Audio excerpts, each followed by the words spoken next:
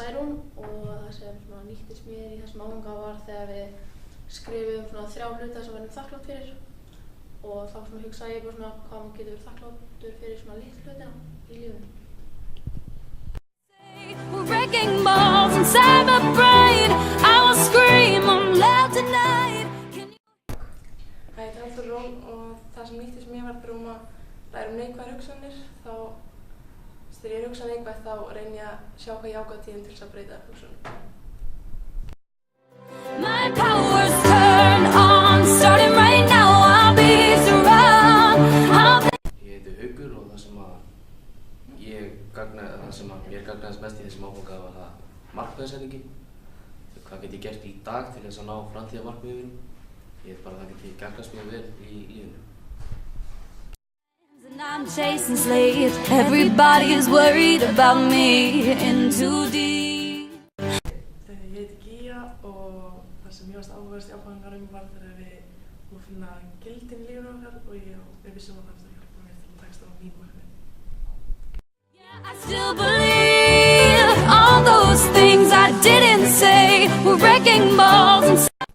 Okay, I'm Charlotte, and I thought that writing a letter to the one that you care for was actually really useful. I wrote a couple of those to family back in Belgium.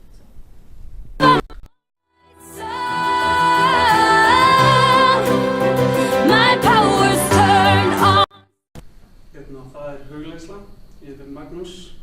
Það eftir ég byrjaði að hugleiða og svoleiðis, þá fann ég út að það hjálpa mér mjög mikið að sofna, svo ég geri alltaf fyrir svefninn. Sofna ég leið.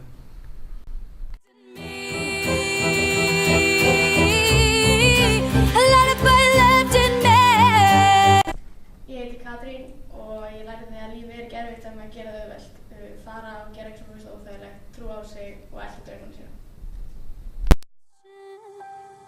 Sending big waves into motion, like how a single word can make a heart open. I might only have. Ég heiti Óskar og það sem gagnaðist mér mest á þessum tímum var að læra að hætta að láta alla litlu hlutina hindra þig og halda áfram. Take back my life song, prove I'm alright, son. Ég heiti Halldóra Marín.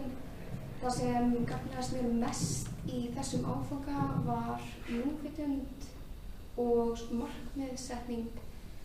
Með markmiðið var hvernig maður ekki að einbeita sér á það sem maður ætlar að ná heldur hvað maður ætlar að gera til þess að ná því. Og svo var það núvitund og hvernig heilinn okkar er alltaf að vera fyrir áreiti og það var alltaf að vera fyrir ykkur áreiti og að róa heilann og bara einbeita sér sjálfum sér. Ég byrjaði að svona sjá hvað það er mikilvægt og hvað er örugglega rosalega fyrir mann að vera alltaf að leitast í eitthvað áreiti. Sending big waves in a